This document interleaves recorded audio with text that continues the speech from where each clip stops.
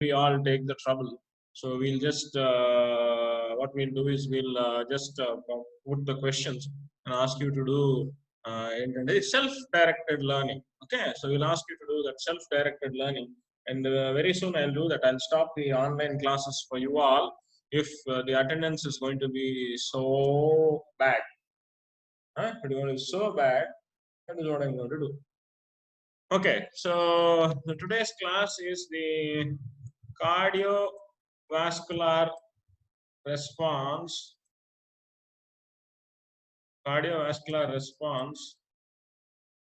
to exercise. Okay, so today's class is about cardiovascular response to exercise.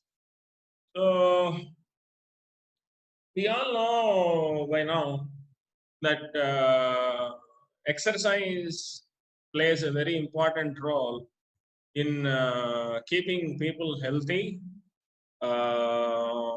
Apparently, we don't know prolonging their lives. The jury is still out on this, whether doing regular exercise prolongs our life, increases longevity. We don't know. But in all probability, that may be true. Quality of life, the type of life a person who does exercise lives, compared to a person who does not do exercise, the type of life that person leads, definitely it has been proved that the quality of life is much better in a person who is doing regular exercise.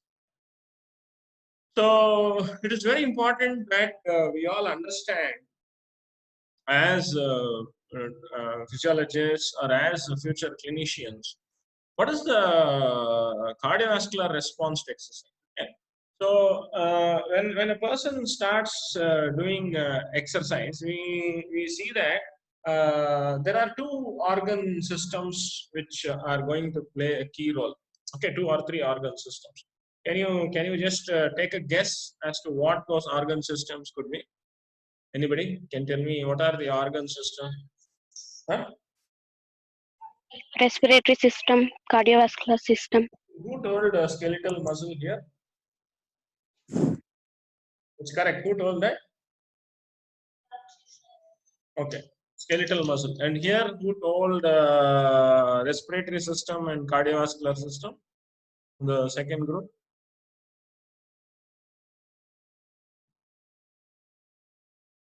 Yeah, that's also correct. Okay. So there are the main organ which is involved in doing any kind of physical activity is the skeletal muscle. And to this skeletal muscle, there should be an increase in oxygen supply, increase in nutrients, and there should be removal of the metabolic waste products. And also at the same time, there is a lot of heat production when a person is doing exercise. Okay, so that excess heat which is being produced, that also has to be removed from the body, and that also has to be managed. So these are the three things which are there. One is the skeletal muscle, other one is the cardiovascular system, other one is the respiratory system. Okay.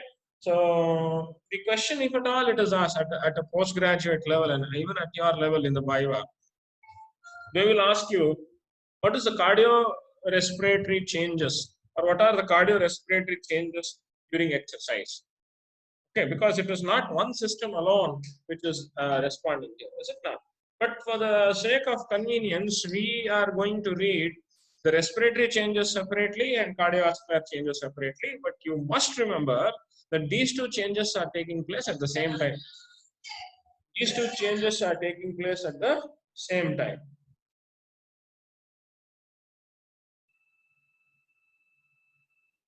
Okay, these two changes are taking place at the same time in the body. Cardiorespiratory response to exercise.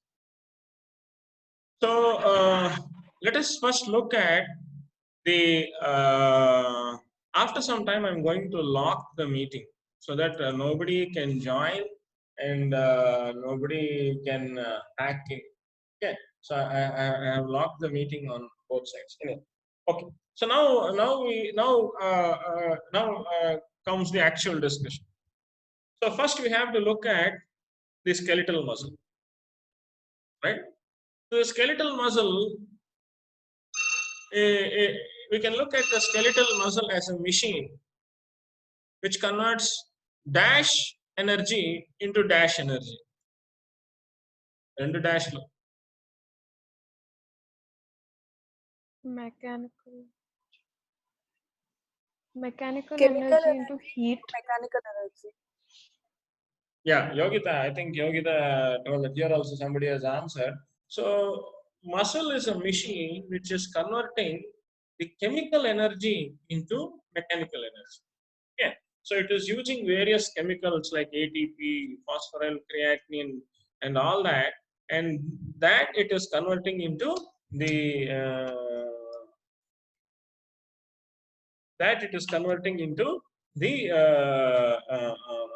mechanical energy. Okay. So muscle requires, like any tissue, if it has to survive, it requires blood supply for the supply of oxygen and nutrients, and it requires the metabolic waste products which are accumulating there to be removed. Okay. Now, at rest, what is the blood supply to the skeletal muscle? Resting blood supply to the skeletal muscle. Anybody?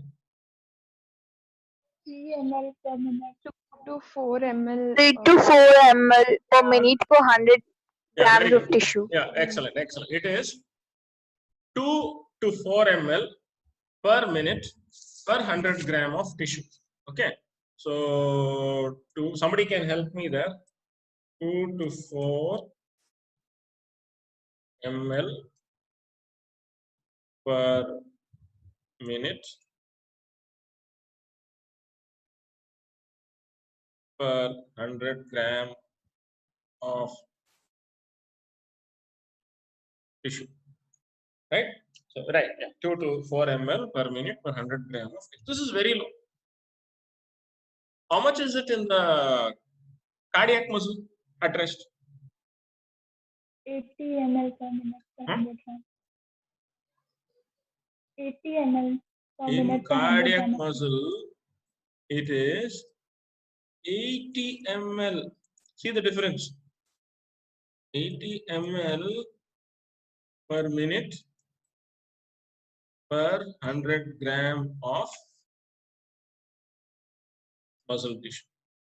Okay, so here that also somebody can write. You can write here 80 ml per minute per 100 gram of tissue. See the difference?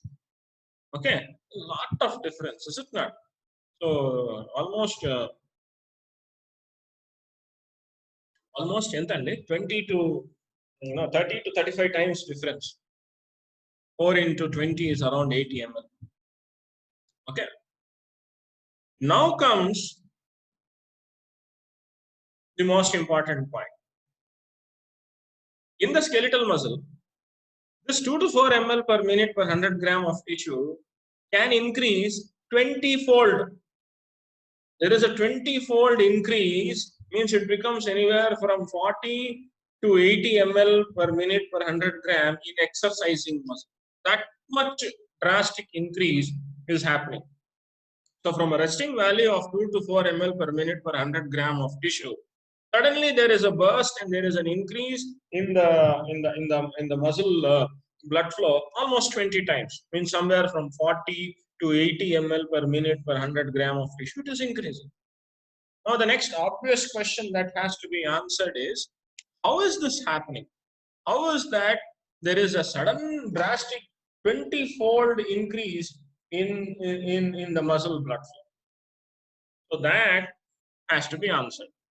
So there are some reasons for the drastic increase. What you have to understand is that in the resting condition, in the muscle, many of the capillaries are closed. And there is something connecting the arteriole directly to the venule. It bypasses the capillary bed. Most of the time, the blood flow bypasses the capillary beds. Most of the capillary beds are inactive. And what is that connecting vessel which connects the arteriole with the venule directly? Porphyry channel. What is that? Meta. Hey. Porphyry channel. Yeah, you have some thoroughfare vessels, is it not?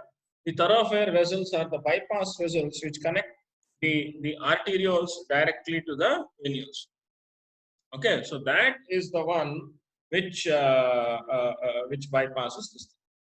So when a muscle starts exercising, there is an increase in blood flow. So let us just think back and try to come to a conclusion as to what could be the reason for the increase in blood flow. If blood flow to any organ or the muscle has to increase, what should happen to the blood vessels in the muscle or that organ?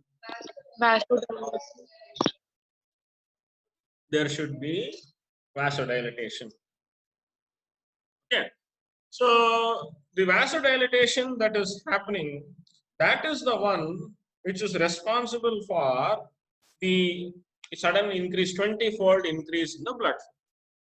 So what is the next question which you have to answer? So we understood that muscle blood flow is 2 to 4 ml per minute per 100 gram of tissue at rest. It is increasing 20-fold during exercise. It is becoming 40 to 80 ml per minute per 100 gram of tissue in the exercising muscle. And the reason for this increase is vasodilatation in the blood vessels supplying the skeletal muscle. What is the next question?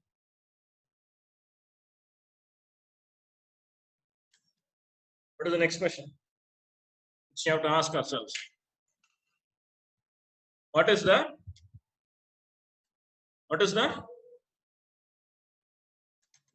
reason for increase in blood flow? What is the reason for increase in blood flow is vasodilatation. Already, adi artham chestunnam kada. So what is the next thing we have to understand? What is the reason for the vasodilatation?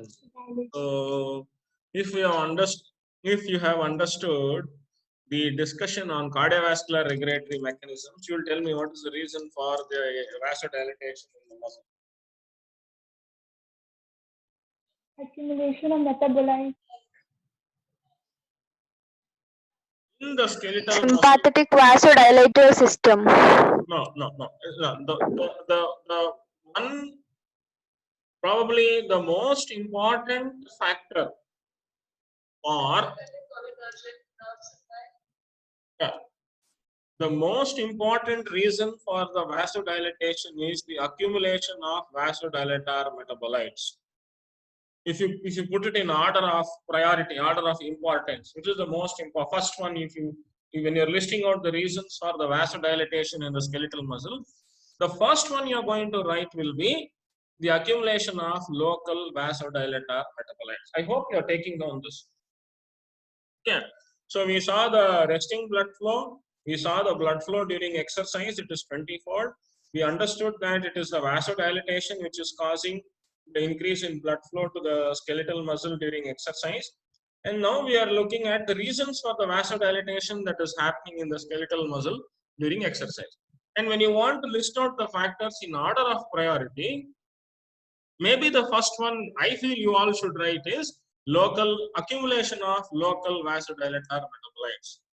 So who will tell me what are those local vasodilator metabolites which is accumulating? Yeah, the first one will, the first one you will write here is decreased partial pressure of oxygen. The first thing you have to write here is decreased partial pressure of oxygen. Then the next thing you will write is Increased partial pressure of carbon dioxide. Yeah, increased partial pressure of carbon dioxide. Next name rastarandi? Lactate. Increased Increased potassium. H+ ion. Accumulation of lactate. Next name rastarandi?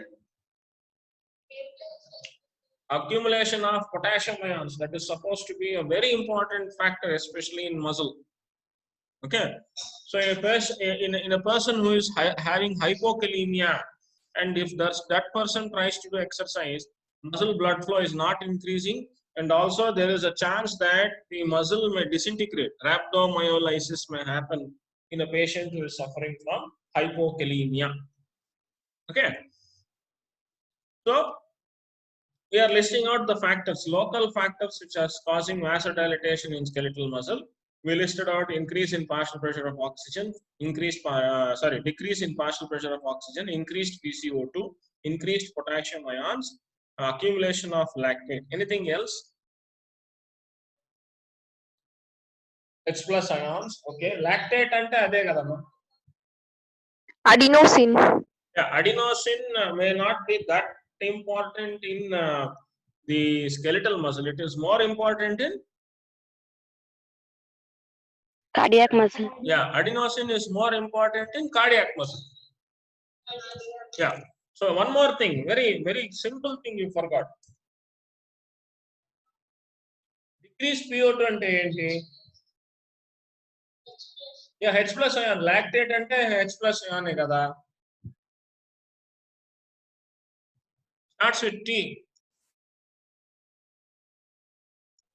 Increase in Temperature. increase in temperature. There is increase in temperature, which is also going to cause the vasodilatation. Okay. So quickly, I'll just summarize. Increased PCO2, decreased PO2, increased potassium ions, increased temperature, increased lactate, increase in H plus ions, lactate, H plus ions, side by side. Okay. These are all the things which is causing vasodilatation. And also what happens is, I told you at the beginning of my discussion that most of the capillaries will be closed in the resting state. Now, when the exercise starts, in the exercising muscle, there is going to be vasodilatation, opening up of all these capillaries, and then what happens is the distance between the muscle and the cell and the blood vessel decreases because of opening up of the previously closed capillaries. Okay. So oxygen has to diffuse for very short distances to reach the target cell. That is another thing that is happening. The vasodilatation that is happening, if there is vasodilatation, the blood flow is also going to decrease tremendously, because resistance to flow is not going to be there, and the exchange can happen quite safely. Okay. Also, in the interstitial fluid, substances start accumulating. Osmotically active substances start accumulating more fast than they can be removed. Okay. So then what is going to happen if osmotically active substances start accumulating? What will happen to fluid exchange across the capillaries?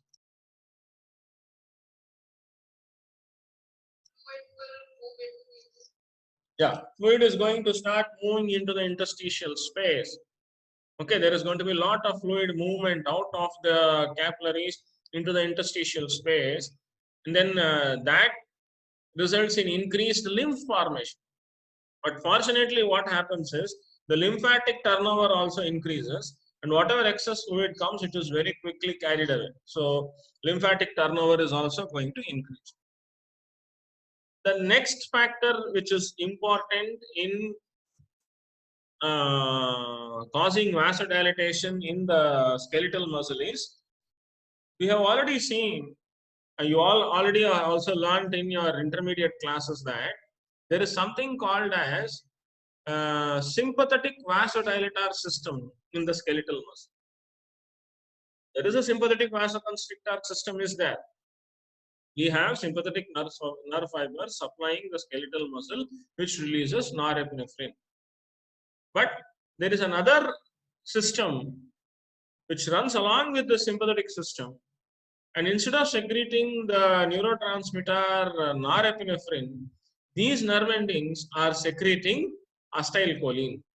So there is also called as sympathetic cholinergic system or sympathetic vasodilator system. This system is also responsible for the vasodilatation that is happening in the skeletal muscle during exercise. But when you want to list out in order of priority, which one you will write first? Which one you will write first? Decrease in partial pressure of oxygen. Local vasodilator metabolite. You are going to talk about local vasodilator metabolites first, then you will tell about the sympathetic vasodilator system. Okay. And then there is one more confusion that sympathetic vasoconstrictor effect is decreasing, but we'll not go there and cause the confusion. Okay. Now, what is this diagram showing you? Can anybody tell me what is this diagram showing you? It is very similar to what is happening in the cardiac muscle, especially in the left ventricle.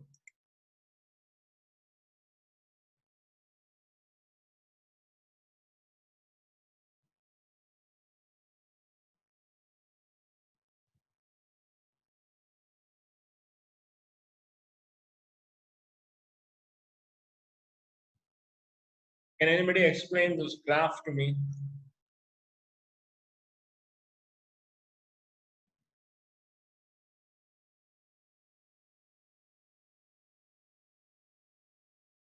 Hello?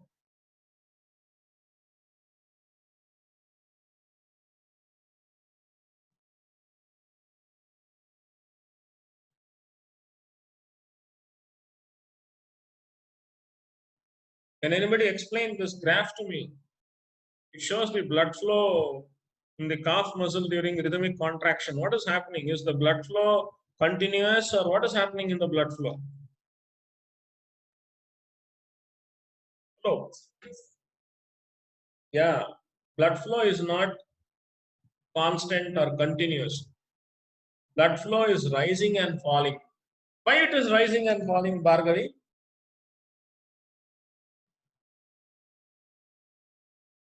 The compression of the blood vessels. Uh-huh.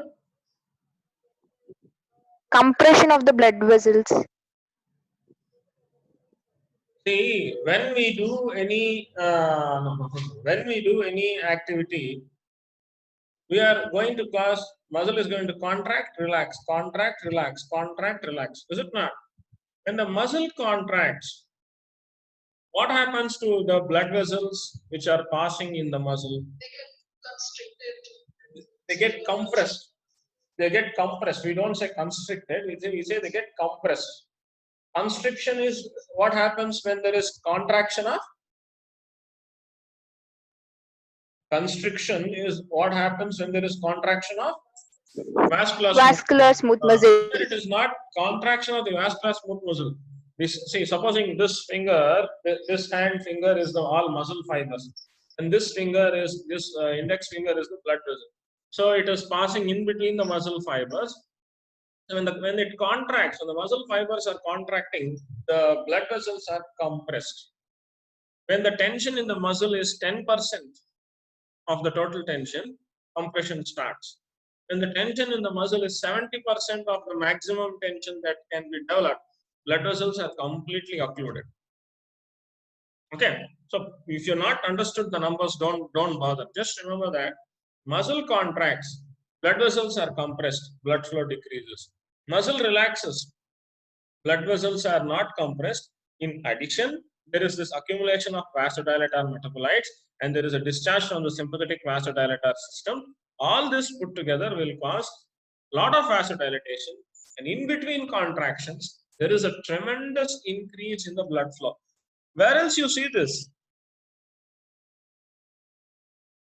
Where else you see a similar kind of situation?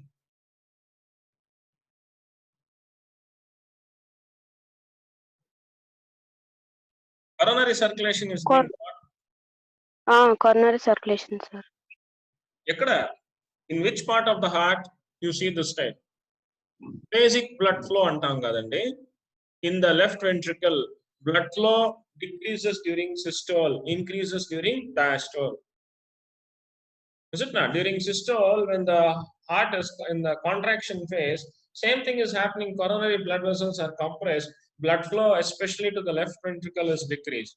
And during diastole, the blood vessels are not compressed and blood flow is there. So this is called as phasic. The blood flow changes with the phases of the cardiac cycle. So something similar is happening here. During the muscle relaxation, blood flow increases.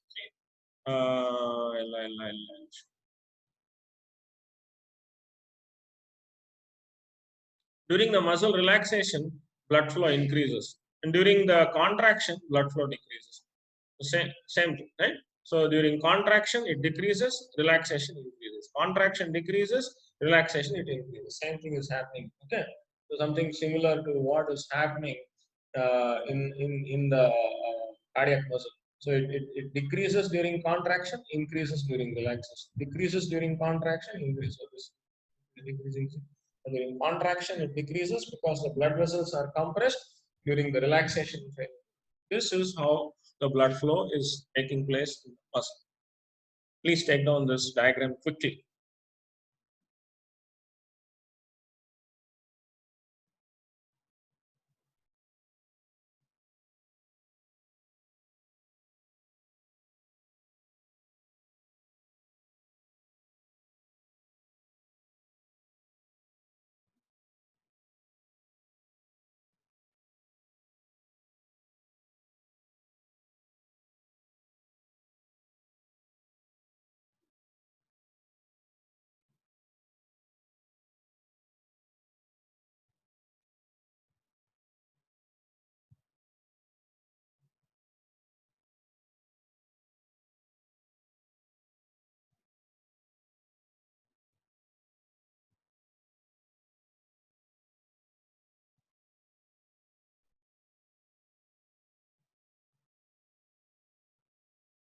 Hello, Chapama.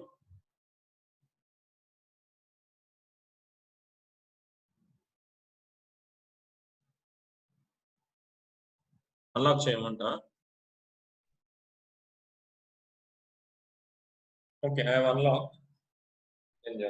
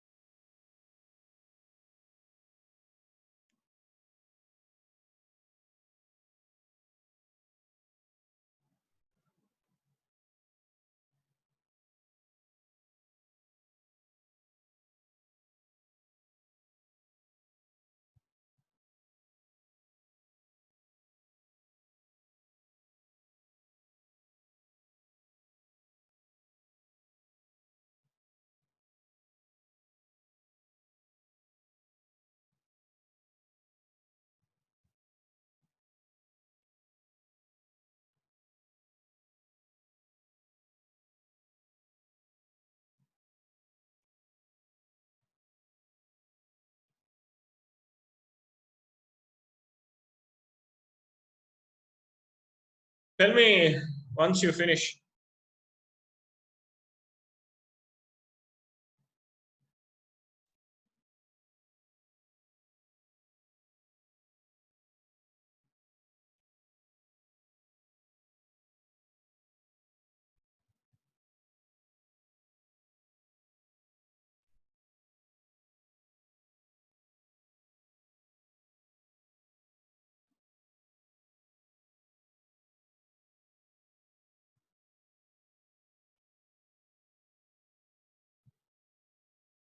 Please raise your hands once you finish.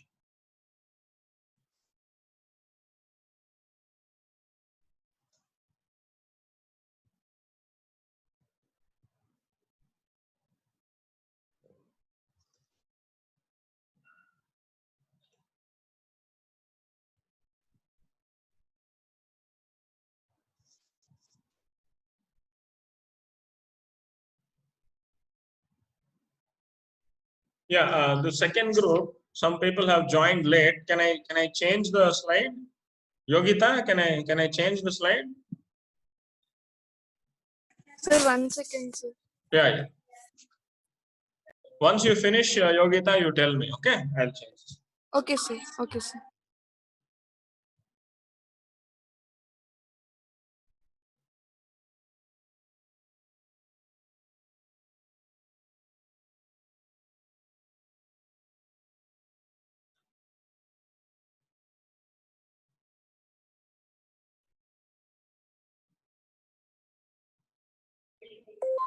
Finished, sir.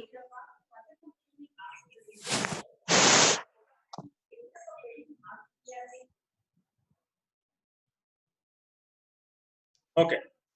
Now let us look at, so after understanding the blood flow to the muscle and in the resting state, how it is increasing 20-fold during exercise. What are the causes for the increase, 20-fold increase in muscle blood flow? Mainly it is the local vasodilator metabolites and one very special type of system called as the sympathetic vasodilator system. We have seen the reasons and all that. And we also saw that in the muscle, when it is doing an isotonic contraction, what you have recorded is an isotonic contraction. Okay. So in that isotonic contraction, the flow is kind of, intermittent flow. When the muscle contracts, flow decreases. When the muscle relaxes, flow increases. Okay. But the flow increase in between the contractions is a tremendous increase. So that overall, there is almost a 20-fold increase in the blood flow because of the vasodilatation and the other things. Right? Now comes the one point which we have to understand is, what is the reason for the sympathetic discharge that is happening during muscle contraction? So the reason for the increased sympathetic discharge is two things. There are two reasons for the increased sympathetic discharge. One is that impulses are going from the motor cortex to the skeletal muscles. Okay, so from the motor cortex, impulses will descend down in the brain stem, and then they will come and reach the spinal cord, end on the anterior horn cell, and from there it will go to the skeletal muscle. As these impulses are descending, they also send collateral branches to the sympathetic system, which is causing the vasomotor center, which increases the generalized increase in sympathetic discharge all over the body. And that is one reason why there is increased sympathetic discharge, and that sympathetic vasodilator system is activated. Did you understand? Did you understand this point? It is very important that from, so if somebody can help me there also. From the motor cortex, you can write motor cortex. Motor cortex, write it like a flow chart. Impulses are descending down the brain.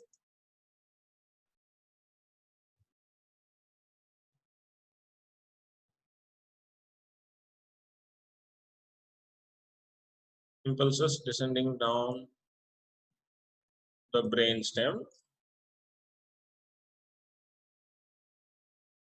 Motor cortex, impulses descending down the brain stem. They go to the AHC. AHC ante ento? Anterior horn cell of the spinal cord. From the anterior horn of the spinal cord, the impulses will go to the skeletal muscle. AHC of spinal cord.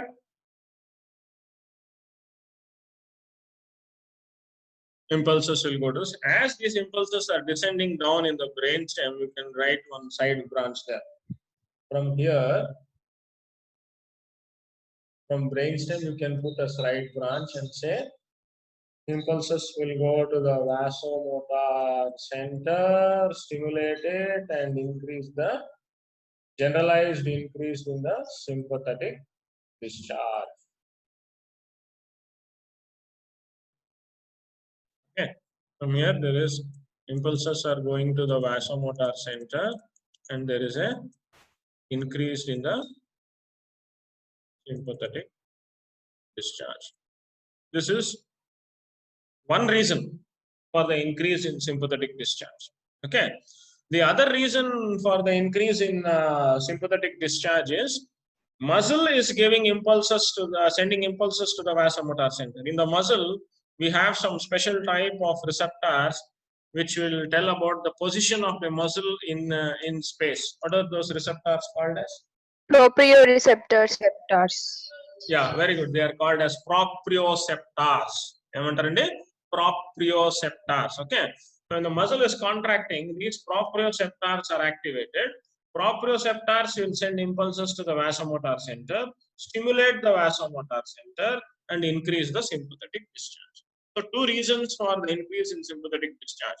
One is impulses going to the skeletal muscle as they are descending, collateral is given, stimulates the vasomotor center. Another reason for the increase in sympathetic discharge is muscle itself has some receptors. Those receptors will send impulses to the muscle, stimulate the vasomotor center. That will cause an increase in sympathetic discharge. Okay, I have less than 1 minute in this group, and around same thing here. Okay, the next thing we'll look at is the cardiovascular response. At 12 o'clock, I'll come back.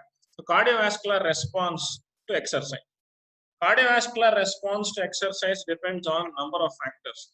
The type of muscle contraction, the severe. Okay, shall I start the class? Please raise your hands if you're all ready.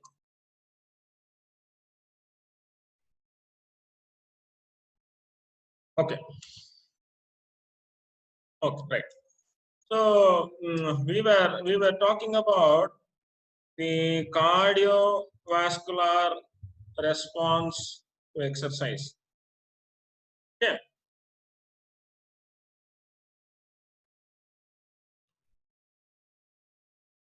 Cardiovascular response to exercise. Somebody can write it there. Cardiovascular response to exercise depends on three things. The cardiovascular response to exercise depends on three things. The type of muscle contraction. Cardiovascular response to exercise depends on three things. Okay. You can put a line here. I can just put a line here. Three things. One is the type of muscle contraction. What is the second thing? The severity. The severity of muscle contraction.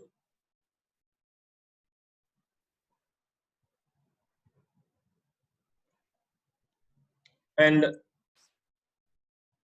whether the exercise is being done by a trained or untrained person. Type of muscle contraction. Severity.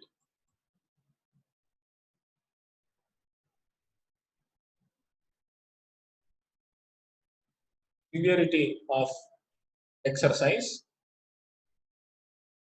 Sorry, here it should be severity of exercise, not muscle contraction. Here severity of exercise.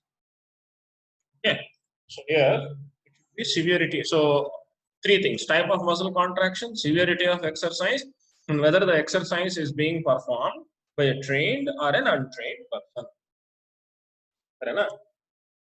So we'll look at the first thing which is going to determine the cardiovascular response to exercise. Type of muscle contraction. What are the two types of muscle contraction? Isotonic and isometric. Yeah, very good. Whether the muscle contraction is isotonic or isometric. Whether the type of contraction is isotonic or isometric. Severity of muscle contraction. Severity of muscle contraction, whether it is mild, moderate, severe, or very severe. Severity of muscle contraction, whether it is four grades here: mild, moderate, severe, and very severe. Right, it type of muscle contraction: isotonic or isometric. Yeah. And severity, there are four types of severity. I told you, no? Mild, moderate, severe, and very severe.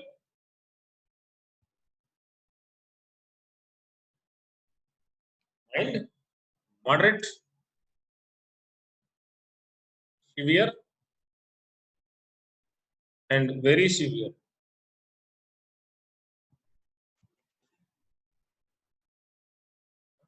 And training, whether the person is trained or untrained. So Mild, moderate, how, on what basis will we classify the severity of exercise as mild, moderate, severe, and very severe? Anybody?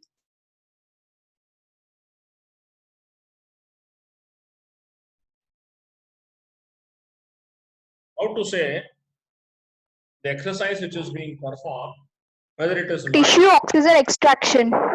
huh? Tissue Yeah. oxygen extraction. So can you be more specific? You have to use one specific technical term you have to use. Huh? Yeah, ultimately we measure the heart rate, but yeah, you have to use one technical term here. No, you have to use one technical term here. Huh? One technical term you have to use. Starts with V. Huh? You have to use one technical term here. The technical term starts with V.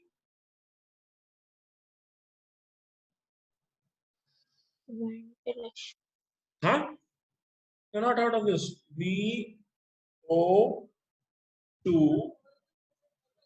VO2 max. Not heard of this. VO. Yeah. The ultimate way of classifying exercise as mild, moderate, severe, and very severe depends on VO2 max, maximum oxygen consumption. Maximal oxygen consumption is a product of maximal oxygen extraction multiplied by maximum cardiac output. VO2 max is equal to, it is a product of maximum oxygen extraction. Maximum oxygen extraction multiplied by Maximum cardiac output. output. Okay, so this is it is a product of maximum oxygen extraction multiplied by maximum cardiac output. That will give us VO2 max. Now, obviously, it's very difficult. You need a very sophisticated instrument to calculate this VO2 max. Okay. So, a simpler way of assessing the VO2 max is by looking at the heart rate. Look at the heart rate change. The heart rate change will tell you whether the exercise is mild, moderate, severe, or very severe. Say, for example, the basal heart rate is 80%. Resting heart rate, not basal, sorry. The resting heart rate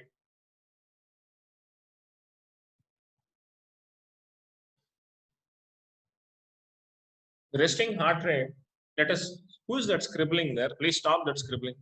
So resting heart rate, let us say it is 80 beats per minute. It changes by 20 to 25%. Okay, so 25% change in the increase in the heart rate from resting state to exercise. Ante enta andi? 80 నుంచి ఎంత అవుతుంది? 25% change అయిందంటే so it becomes 100 beats. From 80 beats per minute, there is a 25% change in the heart rate. It becomes 100 beats per minute. Mild exercise. I hope you are noting down. I give the example. 25% increase in the heart rate. From the resting heart rate, after exercise, there is a 25% increase in the heart rate. Then we call it as, what do we call it as? Mild exercise. Example, resting heart rate is 80, it becomes 100 beats per minute. That we call it as mild exercise. What is moderate exercise? 50% increase in the heart rate. 50% increase in the heart rate.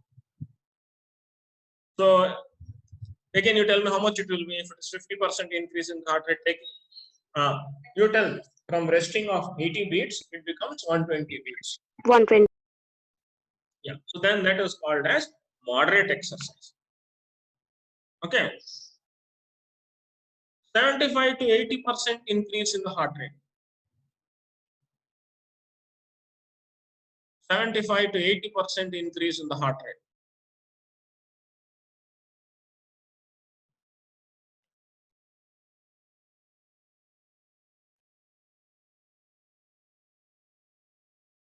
That is called as severe.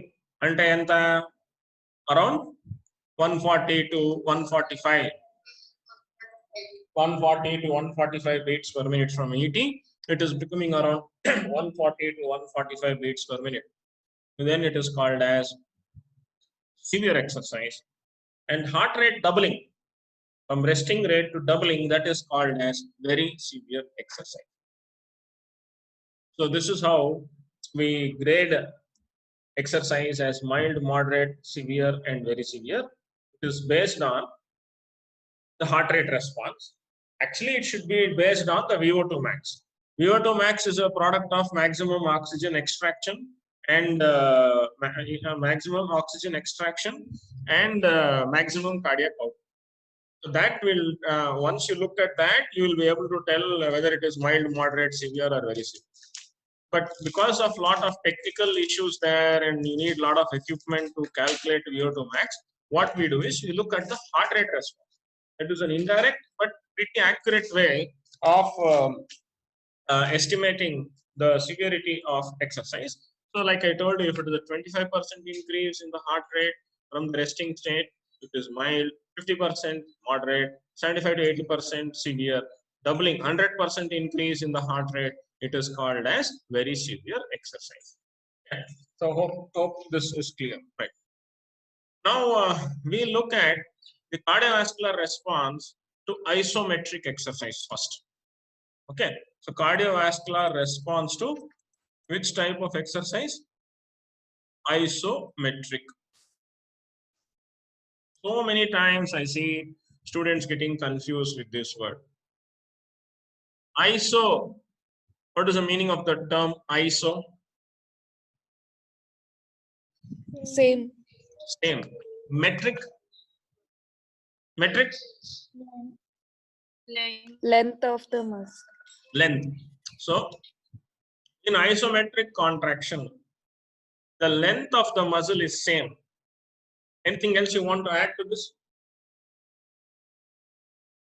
If length of muscle is same, Tension may vary.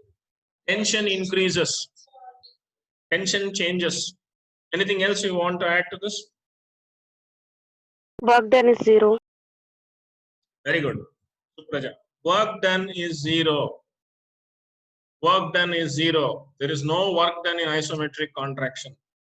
All the energy which is being used here, it is converted into heat. Heat production is maximum. Okay, so these are the characteristics of isometric exercise. Length remains same, tension changes, no external work is done, heat production is maximum. Give me an example of isometric exercise. Pushing against a wall. Trying to push a wall. You use all your strength and try to push the wall. Obviously, wall is not going to move. We are not Chiranjeevi or Prabhas or Spider-Man and Superman to push the wall. But this is an example of isometric exercise. Trying to lift a very heavy weight. Okay, so when you're trying to lift a very heavy weight beyond your capacity with all your muscle strength, you try to move it or lift it. That is also an example of isometric contraction. What happens to the blood vessels in isometric contraction in the skeletal muscle?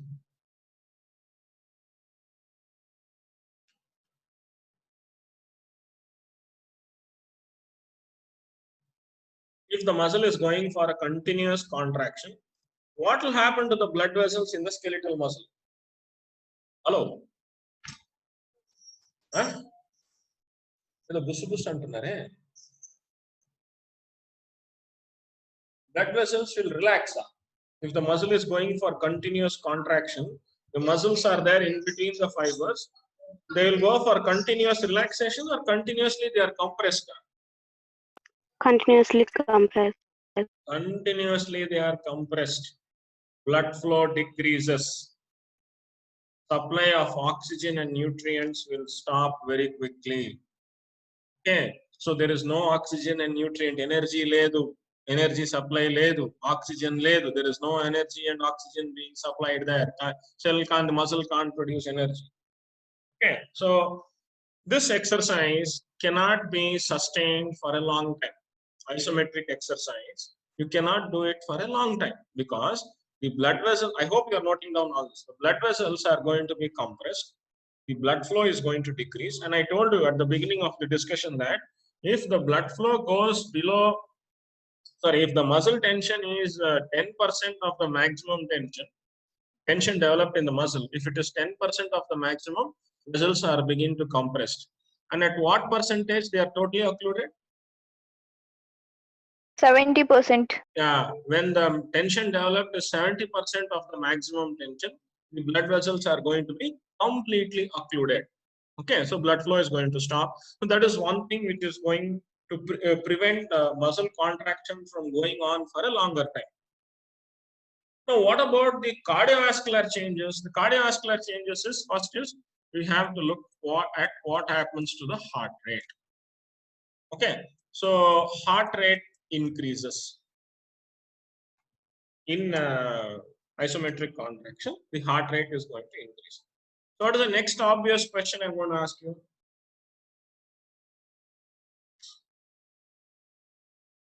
What is the next obvious question I'm going to ask you here? What is the reason for the increase in the heart rate? What is the reason for the increase in the heart rate? So increase calcium. Heart rate ki calcium ki amma sambandham. Calcium means the force of contraction will increase. Huh? Increased accumulation of vasodilator. Okay, heart rate. Decreased vagal tone. Decreased vagal tone, much more important than that. Somebody already told the answer in this group. Increase in sympathetic discharge. And I already told you the reason for the increase in sympathetic discharge. What are the two reasons for the increase in sympathetic discharge? Impulses going from the muscle, going from the cerebral cortex to the muscle, they will also go to the vasomotor center. Any other reason for the increase in sympathetic discharge? Proprioceptive. Yeah, proprioceptors from the muscle are going to send impulses to the vasomotor center and stimulate the vasomotor center. So this will cause an increased sympathetic discharge, and that will cause increased heart rate. But stroke volume decreases. Why does the stroke volume decrease? What is the reason for the decrease in the stroke volume?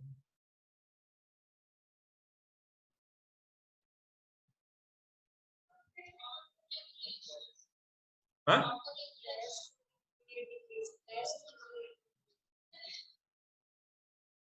Again, I go back to that point. Blood vessels in the skeletal muscle are compressed continuously. కొద్దిగా hemodynamics apply చేయండి. Blood vessels లోనే ఉండండి అమ్మా. In the muscle, blood vessels are compressed. Sympathetic discharge is increasing to all the blood vessels. There is going to be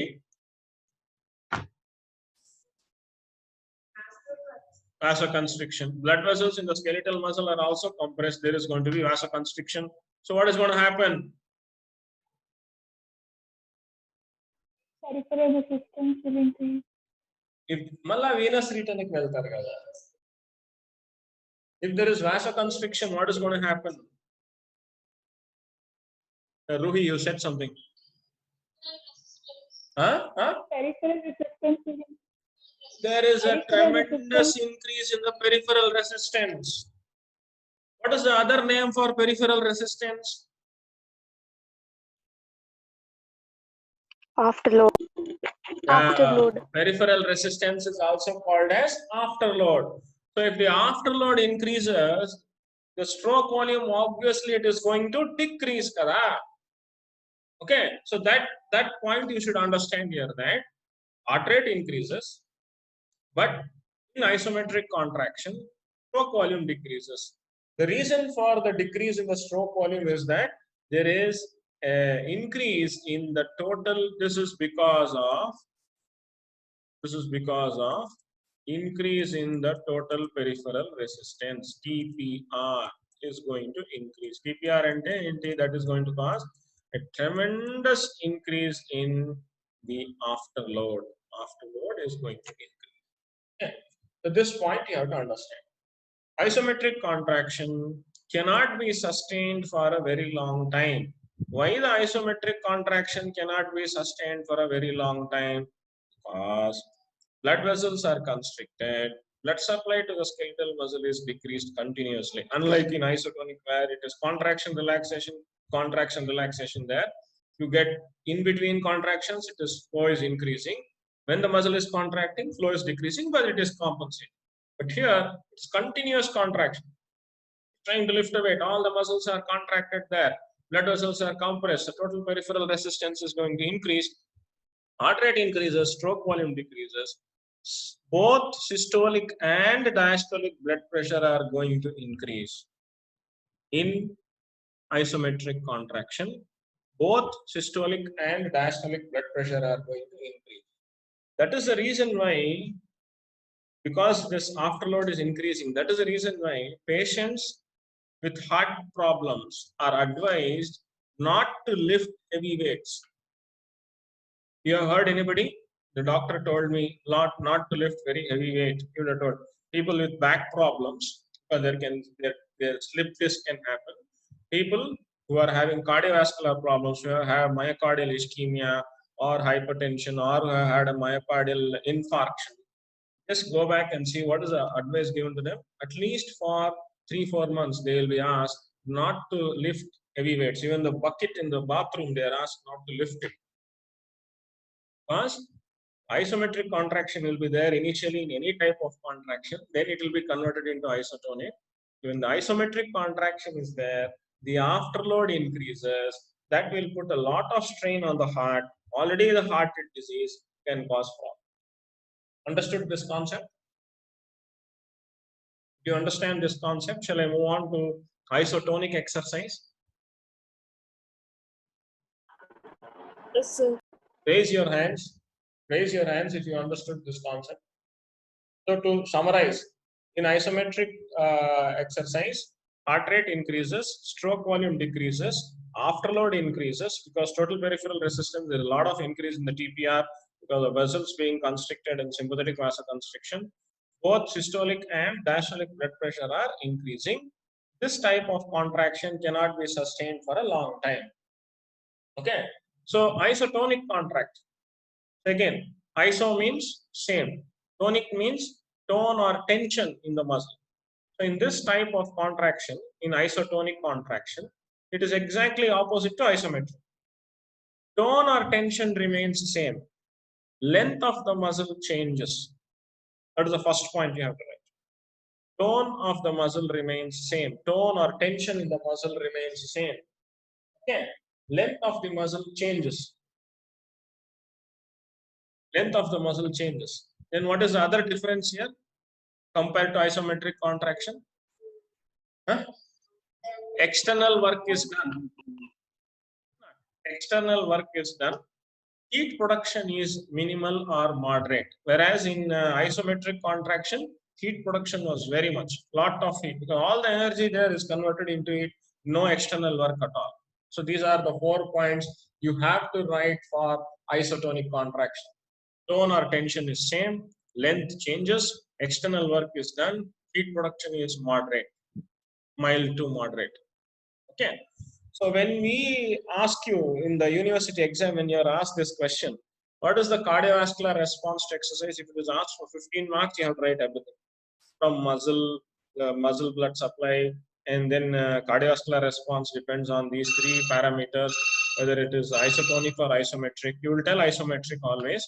Compare it first because it is small, easy, and you can finish it off. And then it depends on the severity and also whether it is trained or untrained. For 15 marks, you have to write everything. For 5 marks, if it is asked cardiovascular response to exercise, you'll quickly tell these parameters, and you have to concentrate on isotonic exercise of moderate intensity. It is also called as aerobics. Why it is called as aerobics? You tell. You go back. What is the aerobic exercises? You just go back, read and tell. Okay. So this will be the main part of your answer. Cardiovascular response to isotonic exercise of moderate intensity, running, walking, doing sit-ups. Okay, so any type of exercise where the heart rate response change is around 50% compared to the resting heart rate. Right? So to understand the cardiovascular response to isotonic exercise of moderate intensity, you have to understand a couple of things. Blood flow has to be maintained or increased to some organs, and blood flow, obviously you are having a blood flow has to be decreased to the other organs. See, the thing is, supposing you are having your income is 1,000 rupees, okay, and based on this income you plan your budget for the month, and you are left with a savings of about 200 rupees, right? And you are having some expenses, some wanted expenses, some unwanted expenses. Suddenly in some one particular month, something happened, there was an emergency, there was a medical emergency or something, your expenses increased, but your income is same. What will you do? Don't tell I'll take a loan, not permitted. What will you do? With the same 1,000 rupees, you have to Cut down, decrease unwanted expenses. you will stop Decrease savings. unwanted expenses. You are going to decrease the unwanted expenses, and wherever the expenditure is more, you will start pushing the money to that direction. You have to do that expense. Okay. Same thing the body is doing. Okay. Not that unwanted organs in India. The organs which are involved in exercise, there the blood flow will increase. Organs which are not involved in exercise, to these organs, blood flow is going to decrease. And by balancing this, it is able to cause that increased blood flow to those organs which are involved in exercise. Brain is not involved in exercise, but obviously blood flow to the brain can't be decreased. No. 2-3 organs, so brain is not affected. 2-3 organs which are involved in exercise. Skeletal muscle, blood flow has to increase. Lungs, blood flow has to increase. Heart, blood flow has to increase. At the expense of decrease in blood flow to the viscera, internal organs, kidney blood flow decreases. Splanchnic circulation going to all the other organs, abdominal, viscera, blood flow decreases. Skin blood flow increases. What could be the reason for the increase in blood flow to the skin? Heat loss. Heat has to be removed from the body. Okay. If the heat loss has to be there, then the blood flow to the skin has to be there. Okay, in fact, it has to increase, right? And we see that the skin and muscle below are directly connected. What blood is going through the muscle, it flows to the skin and then it is coming out. So whatever heat is produced there, warmed up blood, it goes to the skin, and from there it can be lost, and then it is coming back to the venous circulation. Anyway. So blood flow has to increase to the skeletal muscle, to the heart, to the lungs. And blood flow at the cost of decreased blood flow, not total shutting down, at the cost of decreased blood flow to the kidneys and other internal organs. This is one point you have to understand. So how that is happening is there is increased. So we have to start somewhere, is it not? We have to start our discussion somewhere. First, you have to understand this basic concept. The next thing you have to understand is there is increased sympathetic discharge. There is an increased sympathetic discharge during isotonic exercise of moderate intensity. Any exercise, there is increased sympathetic discharge. What are the reasons for this increased sympathetic discharge? Again and again, I am asking you. There are two reasons for this increased sympathetic discharge. Motor cortex. Yeah. So from the motor cortex, you have impulses going, plus proprioceptors in the muscle, proprioceptors in muscle. You have impulses going to the vasomotor center that is causing an increase in sympathetic discharge. Okay, so and also there is a decrease in the vagal tone and this increased sympathetic discharge will cause in the heart what it will do. What it will do to the heart? Increase heart rate. It will increase the heart rate. It will increase. Here, stroke volume is increasing. What happened to stroke volume in? Yeah, what happened to stroke volume in isometric exercise?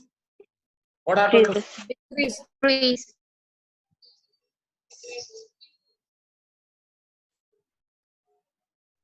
Decrease. So the stroke volume in isometric exercise, there it has decreased, but here stroke volume increases. That is one very important difference between the isotonic exercise and isometric exercise.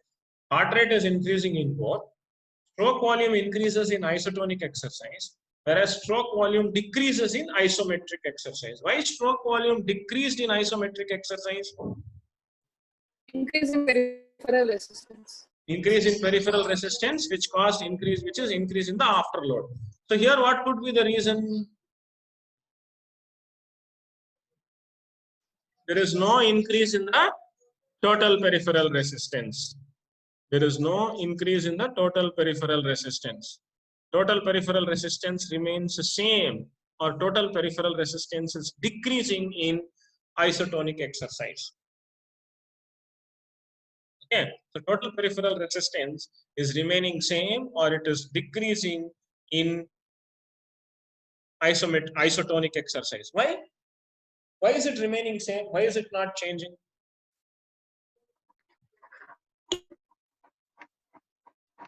For the organs which are not involved in exercise, vasoconstriction occurs, and organs which are involved in exercise, vasodilation occurs.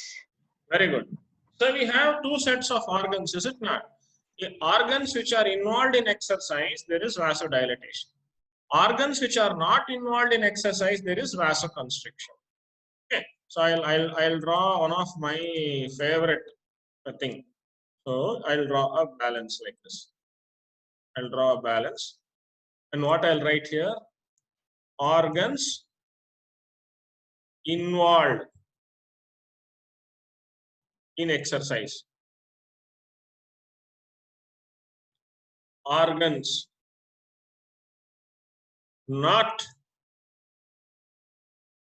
involved in exercise. Balance draw balance like this. And you write organs involved in exercise, organs not involved in exercise.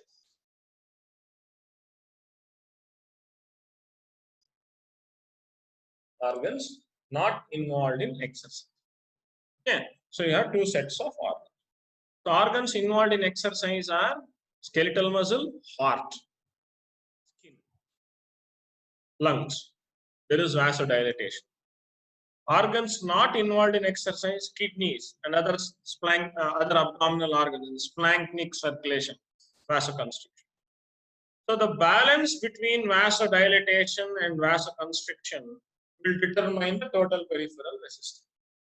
Most often what we see is the degree of vasoconstriction in one set of organs is equal to the degree of vasodilatation in the other set of organs. The vasoconstriction in one place is equal to the degree of vasodilatation in another place.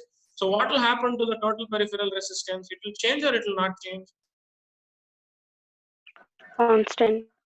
Remain same. So you have vasodilatation in one side you have vasoconstriction on the other side. So if vasodilatation is equal to vasoconstriction, the vasodilatation is equal to vasoconstriction, there is no change in the total peripheral resistance. This is one thing that can happen. If vasodilatation is greater than vasoconstriction, the degree of vasodilatation in one place is more than the degree of vasoconstriction in another place, then what will happen? Total peripheral resistance will decrease, Kadama. Decrease. What is the third option that can happen? I'm running out of time quickly. Vasodilatation is less than vasoconstriction. That is very unlikely to happen. Very rare. Maybe in hypertensives that will happen. Okay. So in a normal person, this is what you see. Vasodilatation is equal to vasoconstriction, or vasodilatation is more than the vasoconstriction.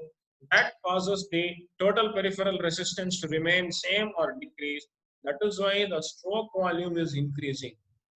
There is no change in the afterload, or afterload is decreasing. So that is why the stroke volume is increasing.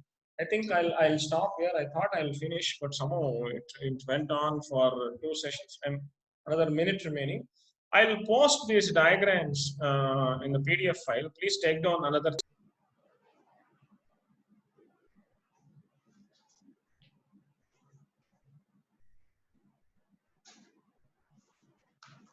We have started the class.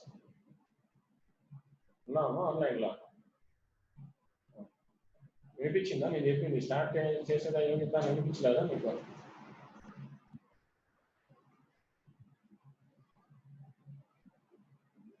నేను చెప్పేది వినిపించలా నీకు సరే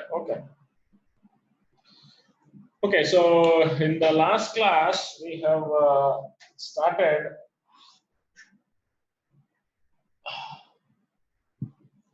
in the last class we have started our discussion on cardiovascular response to exercise. Okay, so before actually looking at what happens in the cardiovascular system when a person starts doing exercise, we looked at first the most important organ which is involved in exercise. What is the most important organ which is involved in exercise? Skeletal muscle, is it not? So we looked at the skeletal muscle blood flow and what happens to the skeletal muscle blood flow, how it is increasing. Why is it increasing? Accumulation of local vasodilator substances. Yeah, mainly it is because of the accumulation of local vasodilator substances. There is also an increase in the sympathetic vasodilator system where you have acetylcholine being released at sympathetic nerve endings. Please remember. So, what is the reason for the increase in sympathetic discharge? In this point, if you understand, the rest of the discussion becomes very easy. What is the reason for the increase in the sympathetic discharge? Impulses from motor cortex to vasomotor center, or reducing sympathetic. Little loudly, ma. Who is this here? Yeah, tell me. Ruhi or somebody started off answering here. Bolo, jaldi bolo.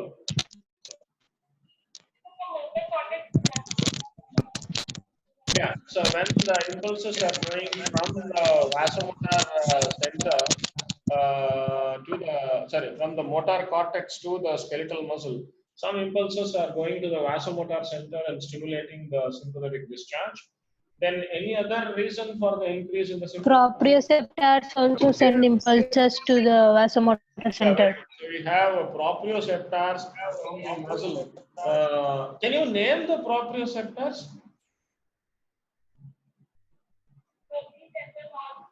Yeah, Golgi tendon organ. More important, touch pressure receptors, and they are stimulated when the joint moves. So that they also act as proprioceptors. Okay, so proprioceptors will send impulses to the vasomotor center. They stimulate the vasomotor center and increase. There is one reason, another reason for increase in sympathetic discharge, which I forgot to tell you. That is especially for the heart rate. One is impulses from the motor cortex stimulating. Other is muscle proprioceptors stimulating vasomotor center. One more. So I'll give you a clue here. Anybody knows the answer? Even before the start of the onset of exercise, we see that the heart rate has increased. Just the mere thought of starting exercise will increase our heart rate. What could be the reason for this?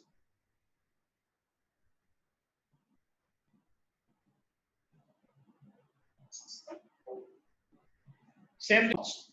It's a psychic Thinking response before mainly coming from the limbic system. Okay. So from the limbic system also you have impulses going and stimulating the vasomotor center, which is going to increase the rate and depth of respiration. Okay, so three reasons for increase in heart rate or increase in sympathetic discharge. One is the from the motor cortex, impulses going to the muscle are stimulating. Second is from the muscle proprioceptors, they are going and stimulating the vasomotor center. And even before all this, we call this an anticipatory increase in the heart rate. In anticipation of exercise, heart rate increases. That is a psychic response. Okay. Then I told you that the cardiovascular response to exercise depends on three factors. What are those three factors?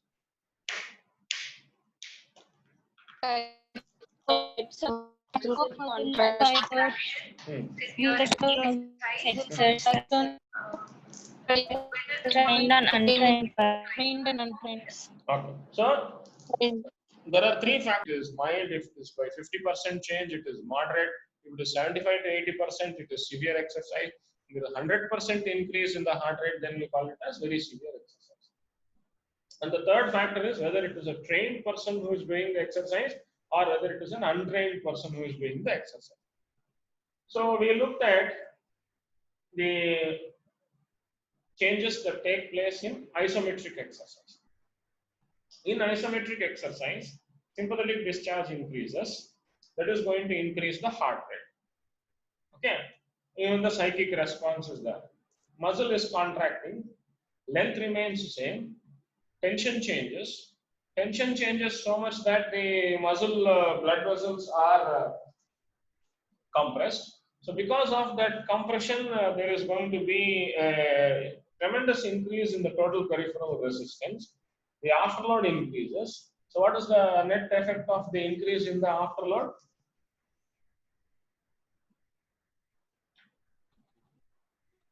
Total peripheral resistance increases. Total peripheral increases, that is afterload increases. What is the net effect of all this on the heart? That is the thing. Okay, and this cannot be carried out for long time. Isometric contraction cannot be done for a long time. In isotonic exercise, we saw that there is a phasic blood flow, where the blood flow increases in between contractions. That is a really tremendous increase, which is what is shown in the diagram there. And heart rate increases because of the anticipatory increase or sympathetic discharge increase on muscle, motor cortex or proprioceptor. Whatever, ultimately heart rate has increased. Stroke volume also increases. That is one important difference between isometric and isotonic. In isotonic, stroke volume increases. Systolic blood pressure increases.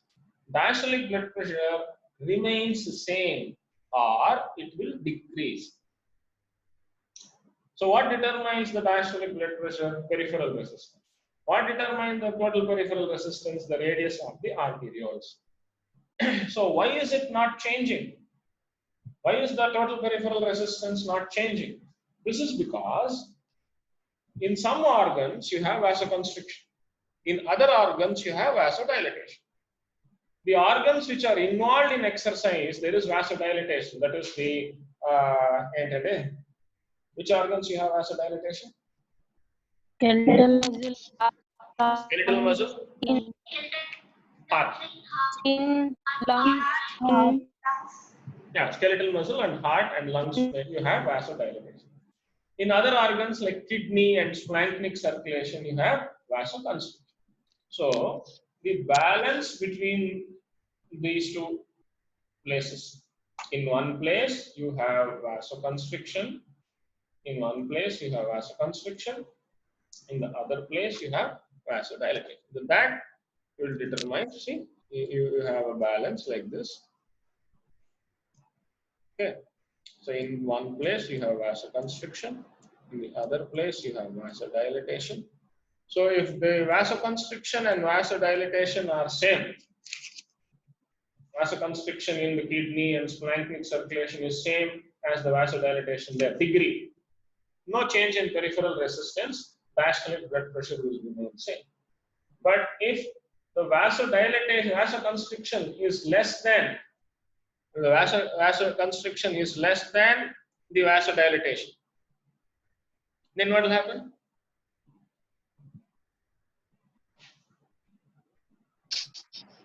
resistance. Total Total peripheral resistance. Peripheral resistance will decrease and therefore diastolic blood pressure will decrease. This is what we see in normal people. This is what we see. The diastolic blood pressure will remain same or it will decrease. Very rarely we see that the diastolic blood pressure is increasing. Very rare. Such people you have to keep a watch.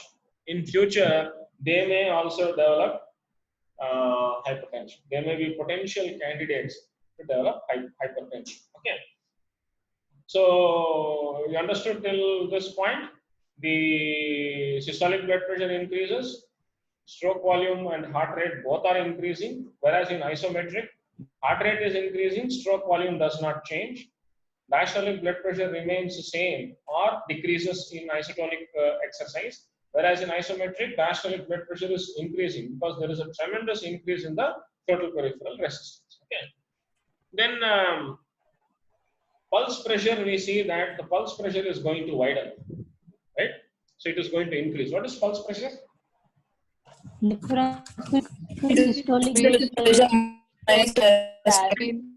Pulse pressure is the difference between the systolic blood pressure and diastolic blood. Yeah, yes. So that is called as pulse pressure. So the pulse pressure. So that is going to increase in isotonic exercise of moderate intensity. Venous return increases. There is a tremendous increase in the venous return. So what is the cause for the increase in the venous return? If you have understood the discussion on cardiac output, you will be able to tell. Main three reasons here. Decreasing total peripheral resistance. Peripheral resistance is decreased, so venous return No, but it may increases. remain same or it may decrease. No, even when it is remaining same, the venous return is increasing.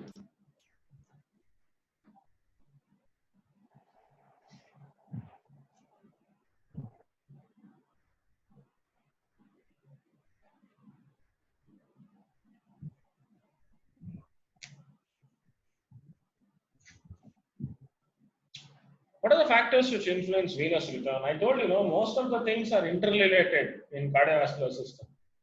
What are the factors which influence venous return? Increase in blood volume. Ikkada avatledu adi. Next. Adi ikkada avatledu kadamma. Exercise lo blood volume increase kaadu kada. Then that is one thing. Next thing.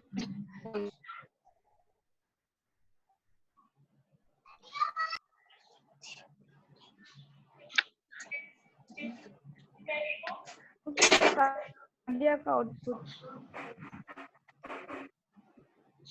Increase in cardiac output. Why did I some problem with your voice? I don't know. Why the voice quality is so bad today?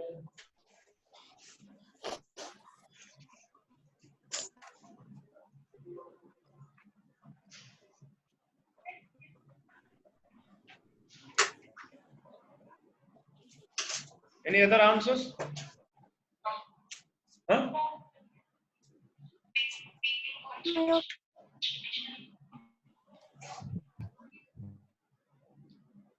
Huh? Any other reason?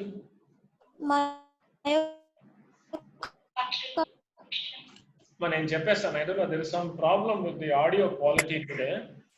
I am not able to hear you are able to hear my voice?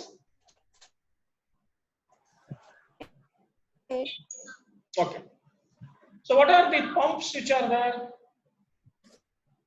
There are some pumps which influence the thoracic.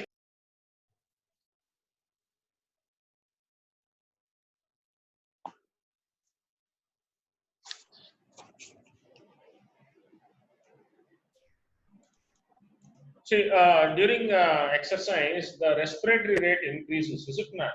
So if the respiratory rate increases, what is happening to the chest wall? It is moving, is it not? Inflation and deflation of the chest wall is there a lot. Okay. So when the inflation and deflation of the chest wall is more, the thoracic pump increases. Avuna kada? Thoracic pump activity increases. That will increase the venous return. Muscles are contracting. Muscles are contracting and relaxing, especially the calf muscles. If they contract and relax, that is also going to increase the venous return. This is called a muscle pump. What is the other name for the muscle pump? Calf muscles. Inko peru undi kada? Soleus ఏమంటారండి? Peripheral heart. Soleus is called as the peripheral heart, is it not? So that activity increases, thoracic pump increases, muscle pump increases, and there is the venoconstriction is there. Tremendous venoconstriction is there. When there is venoconstriction, that will also see that there is a lot of translocation of blood from the veins back towards the heart, and that is going to increase the venous return. Okay, so these are the reasons why the venous return increases. Increased activity of the thoracic pump, increased activity of the muscle pump, and venoconstriction. We'll see that the venous return increases. Cardiac output is also going to increase. Obviously, if heart rate is going to increase, stroke volume is going to increase, and peripheral resistance remains same or decreases. That is, after load, there is not much change or there is a fall. So that is going to cause a decrease, an increase in the cardiac output. Yeah. So quickly, I'll summarize. Okay. In isotonic exercise of moderate intensity, heart rate increases. Stroke volume also increases. Blood pressure, systolic blood pressure increases.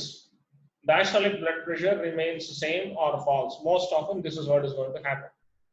Pulse pressure widens. Venous return increases because of the increased activity of the thoracic pump, muscle pump, and venoconstriction. Cardiac output increases. Okay, what is the difference between this and isometric exercise? In isometric exercise, both systolic and diastolic blood pressure are increasing. In isometric exercise, stroke volume remains same, unchanged, or it may fall because the afterload is increasing tremendously. Total peripheral resistance increases tremendously in isometric exercise. Okay, so which people are asked not to do the isometric exercise? Cardiac Yeah, patients with heart problems are asked not to do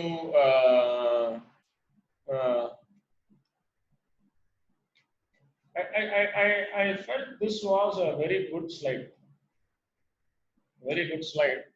Which shows what is happening to the cardiac output. Okay, so I told you, is it not? The blood flow to organs which are involved in exercise is increasing, whereas the blood flow to organs which are not involved in exercise is decreasing. Brain is an exception. So we see that in the brain, there is not much of the change there in the brain. The flow during strenuous exercise in ml per minute. So here, there is 4% increase. Heart, there is a lot of increase. In the blood flow to the heart. Okay. And percentage shows percentage of total cardiac output. In the resting condition, 13% of the cardiac output was going to the brain. But in exercise, it is 4% because total cardiac output has increased. Amount going to the brain is remaining same. Okay. And then here, this is in the heart. You see what is happening to the skeletal muscle. The skeletal muscle, it is 20% at rest, but in exercise, it is increasing to 73%. Okay, lot of increase in the blood. And then when you go on from here, the skin, there is a change, big change to the skin. Percentage remains the same.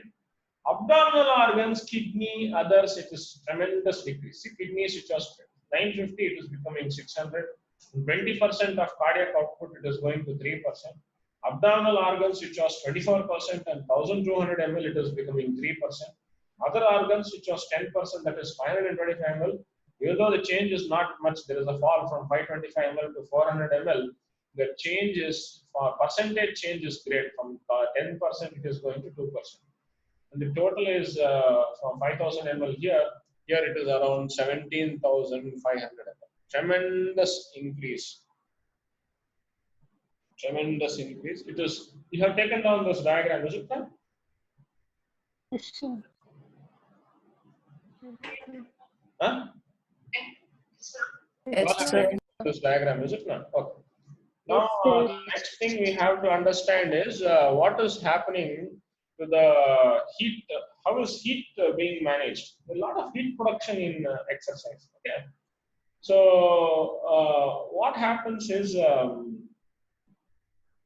when the person starts doing exercise, the energy which is being broken down, some of it is converted into mechanical activity, and most of it, quite a large proportion of it, is being converted into heat, even in isotonic exercise. Okay. So this excess heat, if it is allowed to stay in the body, it will become a big serious problem for the person. Okay? So heat loss and maintaining the body temperature is a big concern in a patient with in a person who is doing exercise. Okay. So how is the heat lost? What are the ways in which heat is lost from the body? Vasodilation, Okay. increased blood flow to the there is skin. increased blood flow to the skin. Yeah, there is increased blood flow to the skin. There is increased heat loss from the skin into the environment. But that is not so big a percentage. That is not a major way in which heat is lost. Conduction, convection, through the breath also some heat is lost. What is a major way in which heat is lost? Sweating. Vaporization of sweat. Yeah, vaporization of sweat. Yeah, that is the major way by which heat is lost from the body. Okay, so vaporization of sweat is the major way in which heat is lost. So you can see in this diagram, total energy output, work done is this, what is shown in the flower bracket here, and most of it is converted, and most of the energy is converted into heat. So this is the heat loss by skin, lungs, convection, radiation, and heat loss in the expirer. So this graph shows you the line. Okay. Then what is the effect of training on exercise?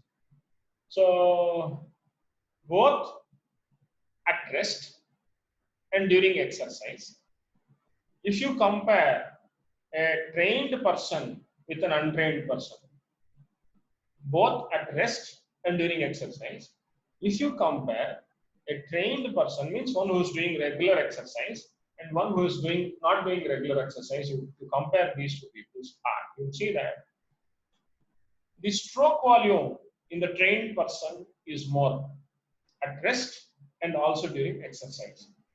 The heart rate in a person who does regular exercise is less. This is a big advantage. Stroke volume is more, heart rate is less, because the heart tends to become bigger in a person who does regular exercise, not hypertrophy. This is in a better way, in a good way, we see that. Okay, so this is one thing you have to remember. So what is the advantage, you may ask me? For a lesser heart rate, output is more. So the strain on the heart is less. The strain on the heart is less. And what are the benefits of doing regular exercise to the heart? We see that when a person does exercise, blood flows very fast. shear stress on the blood vessel is more. You know what is shear stress? Okay, so the shear stress on the vessel wall is more. When the shear stress on the vessel wall is more of prostacyclin and nitric oxide are produced. What is that one? These are vasodilators. So dilated Are substances. vasodilators. Both prostacyclin and nitric oxide are vasodilators. So that gives a big advantage. That gives a big advantage. That is going to increase the blood flow to the heart, and they are kind of protecting. Okay. The incidence of myocardial infarction is less in patients who do regular exercise. It is proved beyond doubt. You compare a person who does exercise and a person who does not do exercise, you see the percentage. A person who does exercise has less chance of getting a myocardial infarction compared to a person who does not do exercise regularly. Period. No doubt about this. The second, another added advantage is the severity of myocardial infarction, if at all it comes in a patient who does regular exercise. The severity is less compared to a person who is not doing exercise regularly and he or she gets a myocardial infarction. We see that the severity is more in that second category. Person who is not doing exercise, when he gets a myocardial infarction, more severe as compared to a person who is doing regular exercise. So these are the two advantages. Big advantages, if not. Chances of getting a myocardial infarction is less if you do regular exercise. Even if you get a myocardial infarction by a person who is doing regular exercise, if he gets a myocardial infarction, what is the thing? What is the advantage I told you there? The Severity is less. severity. Severity is less. That is the advantage of doing regular exercise. Okay. But a word of caution. An untrained person, when he starts to do exercise, he should not do vigorous exercise right from the beginning. An untrained person, when this person starts doing exercise, he should not start at once very vigorously. Gradually, he should start the exercise. Increase the intensity. First day, he will walk 1 kilometer in 10 minutes. Next day, he will try to walk a little fast. Then slowly, he will try to increase the distance and speed. Not try to do everything on the first day. This you should tell them, because they have seen that untrained people, when they do exercise, they start very vigorously. The chances of having a myocardial infarction is more in the first 30 minutes of starting an exercise. Probably because of rupture of the atherosclerotic plaques.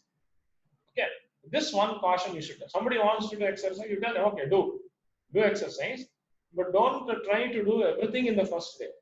Gradually, you increase the intensity of the first day, a little slow. Then after 1 week, they go on building up the intensity of the exercise. So if you talk to any intern, what is the intern's mantra for a healthy life? They tell stop smoking, consume alcohol in moderation, as if that is going to happen. Eat healthy foods and do regular exercise. There is some benefit in this. There is some benefit in this as well. Stopping smoking has got a lot of benefits. Consuming alcohol in moderation is having benefits. I'm not asking people to start consuming alcohol. That's a different thing.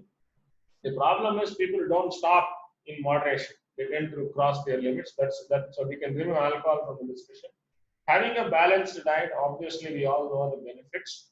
And then doing regular exercise, just now we have been telling you. Okay, so that completes our discussion on cardiovascular response to exercise. So if at all it is asked, it will be asked like, what is the cardiovascular response to exercise? You have to tell the difference between isotonic and isometric, and you will explain mainly about isotonic exercise of moderate intensity. Right? Anything you want to ask me? Any doubts? So after I told attendance will be taken, I am seeing a tremendous increase in the participation of the students. Oh. So I request the CRs to please note down the numbers which are present and send me. On Saturday, I will talk about the circulatory shock. Yeah. So please read up and come. It's a little tricky topic. Please read up and come. Definition of circulatory shock, classification of circulatory shock, hypovolemic shock in detail. Please read up and come. And that will complete our discussion on cardiovascular system. Somebody had asked for arterial pulse. Whenever I get a chance to interact with you again, I'll complete the arterial pulse. Anything you want to ask me, you can ask me. Please feel free to call me or WhatsApp me. Better you call me with your doubts. Very difficult to explain on WhatsApp. Yogita, you're taking the attendance here. Gauri? Yes, sir. Yeah, please note down the attendance. And you can have a sheet with all the numbers and just go on.